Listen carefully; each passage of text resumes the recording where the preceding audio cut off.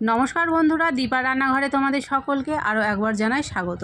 বেশি কথা না বলে আজকে কিন্তু সোজা আমি রান্নাতে চলে আসলাম। আর তোমরা কিন্তু টাইটেল আর থাম্বনেল দেখেই বুঝতে পারছো আজকে কিন্তু আমি কাঁকরোলের একটা রেসিপি করতে চলেছি। তো দেখো, এখানে আমি 4টা কাঁকরোল আর একটা মিডিয়াম সাইজের আলুকে ঠিক একই রকমভাবে কেটে নিয়েছি। তারপরে কাঁকরোলটাকে কেটে নেওয়ার পরে খুব ভালো করে জল দিয়ে ধুয়ে নিয়েছি।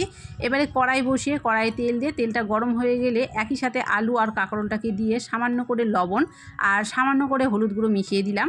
আর কাঁকরোলটাকে এখন বেশ একটু লাল করে ভাজা করে নেব। সবজি যত ভাজা ভালো হবে তত কিন্তু দেখবে সেই রান্নার স্বাদটা বেশি হয়। তো সেই জন্য কিন্তু অবশ্যই সবজিগুলো একটু ভালো করে ভাজা করে নিতে হবে। আর এতে করে যে সবজির একটা কাঁচা গন্ধ ভাব থাকে, সেই কাঁচা গন্ধ ভাবটাও কিন্তু চলে যাবে।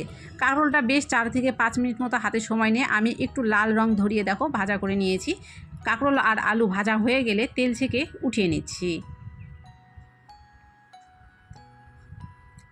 কড়াইয়ের মধ্যে আমি যে তেলটুকু দিয়েছিলাম সেই তেলেই কিন্তু আমি আজকে রান্নাটা করব। কাঁকরোল আর আলু ভাজা হয়ে যাওয়ার পরে যে তেলটা আছে সেই তেলে রান্নাটা করছি। এরপরে কিন্তু এর মধ্যে তেল আমি দিচ্ছি না। তেলটাকে আবারও একটু ভালো করে গরম করে নিয়ে ফোড়নের জন্য জিরা দিয়ে দিলাম আর দিয়ে দিচ্ছি এখানে 2টো তেজপাতা মাঝখান থেকে ছিঁড়ে। ফোড়নটাকে একটু ভালো করে ভাজা করে নেব। ফোড়নটা বেশ একটু লাল করে ভাজা হয়ে গেলে দিয়ে দিচ্ছি কিছুটা পরিমাণ পেঁয়াজ কুচি। পেঁয়াজটাকে বেশ একটু কিন্তু লাল করে ভাজা করে নিতে হবে।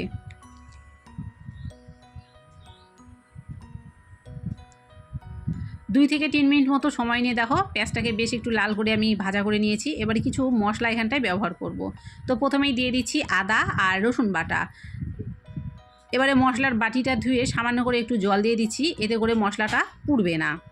কিছু গুঁড়ো মশলা ব্যবহার করব। প্রথমেই দিয়ে দিচ্ছি জিরে গুঁড়ো, একই সাথে দিয়ে দিচ্ছি ধনে গুঁড়ো, স্বাদ মতো দিয়ে দেবো লঙ্কার গুঁড়ো। ঝালটা তোমরা যে যেরকম খাও সেরকমভাবেই কিন্তু দেবে। হলুদ গুঁড়ো আর দিয়ে দেবো স্বাদ মতো লবণ।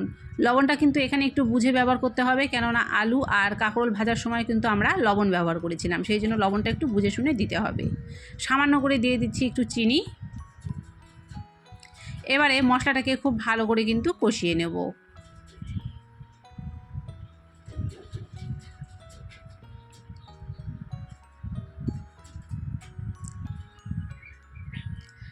4 থেকে 5 মিনিট মতো হাতে সময় নিয়ে মশলাটাকে বেশ লাল করে কিন্তু দেখো এখানে কষিয়ে নিয়েছি। আর মশলা থেকে যে তেল, সেই তেলগুলো কিন্তু ছাড়তে শুরু করেছে।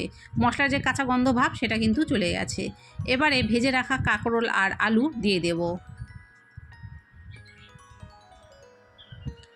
কাঁকরোল আর আলুর সাথে মশলাটাকে খুব ভালো করে কষিয়ে নেব। এতে করে দেখবে 80% কিন্তু আলু আর কাঁকরোল কষানোর মধ্যে দিয়েই সেদ্ধ হয়ে যাবে।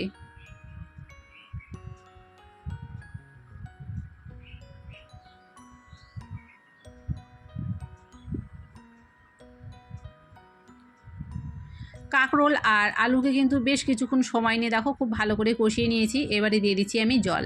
আর জলটা কিন্তু একটু গরম করে দিলে ভালো হয়, কেননা গরম জল কিন্তু সব সময় রান্নার স্বাদ বাড়ায়। সেই জন্য একটু চেষ্টা করবে গরম জল দিতে। তো এখানে আমি যতটা ঠিক পরিমাণ মতো দিয়ে দিলাম গরম জল।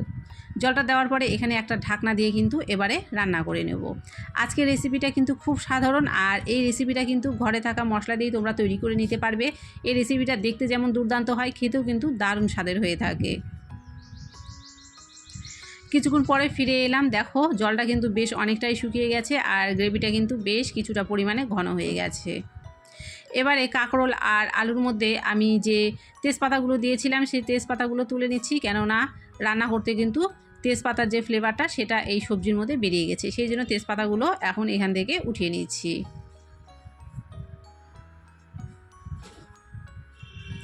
এবারে একটু চেক করে নেব আলু আর কাঁকরোল সেদ্ধ হয়েছে কি না। তো দেখো আলু আর কাঁকরোল কিন্তু এখানে আমি চেক করে দেখিয়ে দিলাম, খুব ভালো করে একদম সুসেদ্ধ হয়ে গেছে। এবারে মিশিয়ে দিচ্ছি আমি গরম মশলার গুঁড়ো। গরম মশলার গুঁড়ো দেওয়ার পরে আবারও খুব ভালো করে মিশিয়ে নেব। তোমরা যদি এরকমই একটু ঝোলঝোল খেতে চাও তবে এরকমই রেখে দিতে পারো। আর কেউ যদি মনে করো গ্রেভিটাকে আর একটু ঘন করে নেবে বা শুকিয়ে নেবে, তাহলে কিন্তু আর একটু শুকিয়ে নিতে পারো। যেমন আমি কিন্তু আরও একটু গ্রেভিটাকে শুকিয়ে নেব।